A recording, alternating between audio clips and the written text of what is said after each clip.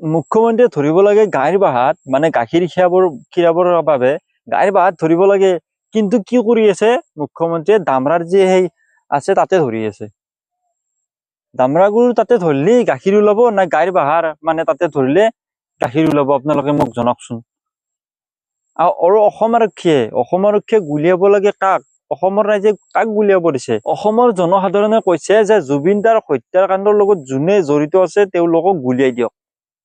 এতিয়া যিকেইজনে হত্যা কৰিছে, যিকেইজনে সম্পূৰ্ণ জড়িত আছে তেওঁলোকক পুৰা ৰক্ষণাবেক্ষণ দি আদালতলৈ লৈ গৈছে।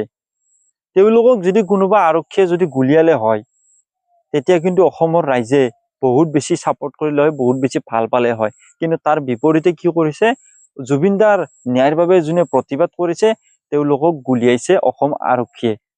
অসম আৰক্ষী কিন্তু এইটো কথা ভাবিব লাগিছিল যে অসম পুলিচত যোগদান কৰাৰ আগতে কিন্তু তেওঁলোক জুবিন অনুৰাগী আছিল, আজিও চাগে জুবিন অনুৰাগী। কিন্তু তেওঁলোকে কিয় পাহৰি গ'ল মই নাজানো।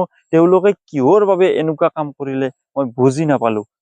জুবিন দাৰ ন্যায়ৰ বাবে যেতিয়া কোনোবা প্ৰতিবাদ কৰিব আপোনালোকে কেনেকৈ তাক গুলিয়াব পাৰে, কেনেকৈ মাৰিব পাৰে? আপোনালোকে সম্পূৰ্ণ জুবিন অনুৰাগীক অসমৰ ৰাইজক সম্পূৰ্ণ সহযোগিতা দিব লাগিছিল, কিন্তু আপোনালোকে তাত বিফল হৈছে।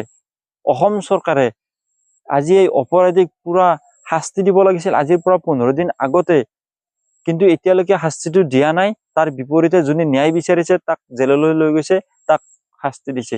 ইয়াক কেনেধৰণৰ চৰকাৰ, কেনেধৰণৰ আইন? এতিয়া আমি ভাবিবলৈ বাধ্য হৈছো যে ইয়াৰ লগত নিশ্চয় অসম চৰকাৰ জড়িত হৈ আছে, নহলে ইমান ৰক্ষণাবেক্ষণ দিবলৈ কেতিয়াও অপৰাধীক চেষ্টা নকৰিলে হয়। মই কিন্তু ভাবিবলৈ বাধ্য হৈছো, আৰু মই নহয় গোটেই অসমবাসী ৰাইজে আজি ভাবিছে যে নিশ্চয় জুবিন দাৰ এই হত্যাকাণ্ডটোৰ লগত অসম চৰকাৰ জড়িত হৈ আছে। এই ভিডিঅ'টো বনোৱাৰ পিছত হয়তো ময়ো জেল যাব লাগিব পাৰে, কাৰণ বৰ্তমান সময়ত যোনে জুবিন দাৰ ন্যায়ৰ বাবে মাত মাতিছে তাক কিন্তু জেললৈ লৈ গৈছে, যেনেকুৱা ভিক্টৰ দাস, অজয় ফুকন।